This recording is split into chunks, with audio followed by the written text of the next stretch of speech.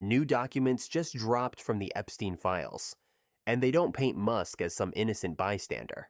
They show a tech titan casually picking dates, planning parties, and trying to visit a man who trafficked minors, all while later claiming he had nothing to do with him. This isn't a rumor. This is email evidence in government releases, and we're going to unpack it all. On January 30th, 2026, the U.S. Department of Justice released over 3 million pages of previously sealed documents related to Jeffrey Epstein, including emails, photos, and videos. This was part of the Epstein Files Transparency Act. But here's the kicker.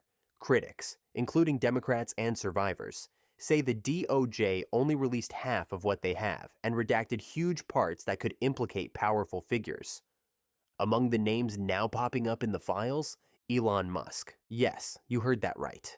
DOJ documents contain actual email exchanges between Musk and Jeffrey Epstein from 2012 and 2013, in which Musk actively asked about a visit to Epstein's private Caribbean island, Little St. James, a place notorious for underage abuse. Here's what the documents show. Musk asked Epstein about the wildest party on your island and when it would be.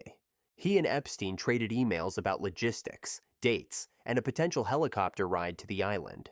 Now, some outlets say Musk never actually went, and that's true.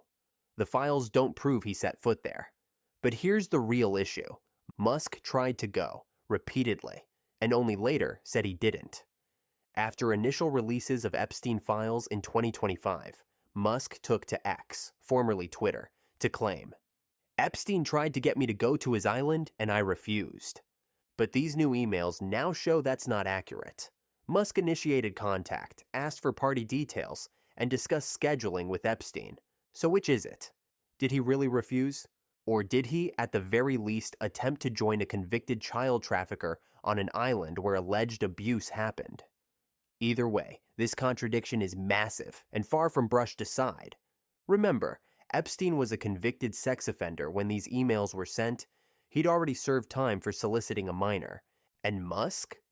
At the time, he wasn't some reclusive coder. He was an extremely public-facing billionaire whose companies depend on public trust and federal contracts. So why would someone of his stature put himself in that position with Epstein? That's a question millions of people are now asking. Even Musk has responded publicly again, calling the file release a distraction and repeating that his correspondence was minimal and misinterpreted. But he hasn't explained the party planning emails asking about the island wildest night. This revelation isn't just embarrassing PR for Musk. It's fueling bigger debates. 1. DOJ release controversy. Lawmakers from both parties are screaming that the DOJ withheld millions more documents that should be public. Victims' attorneys are furious that many victim identities were accidentally exposed or poorly redacted. 2. Broader elite scrutiny. Musk isn't the only big name in these files. Donald Trump, Bill Gates, and other powerful figures also show up in various capacities. And every time you uncover another billionaire connection to Epstein, it deepens public distrust. 3.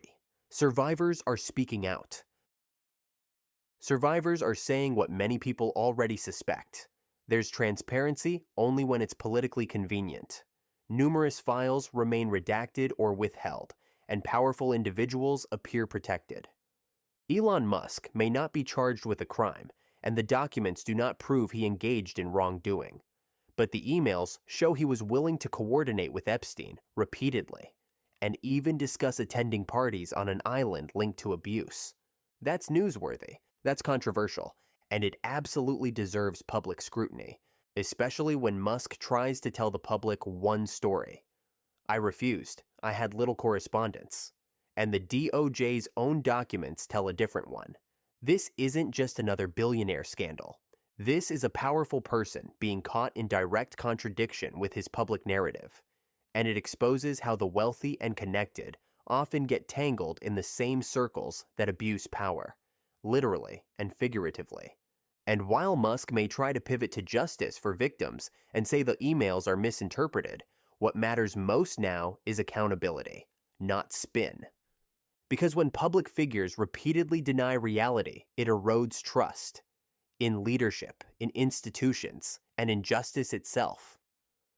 Now, friends, if you found this breakdown useful, leave a like. It really helps the channel. And if you want more deep dives into US politics, hit subscribe so you don't miss the next one.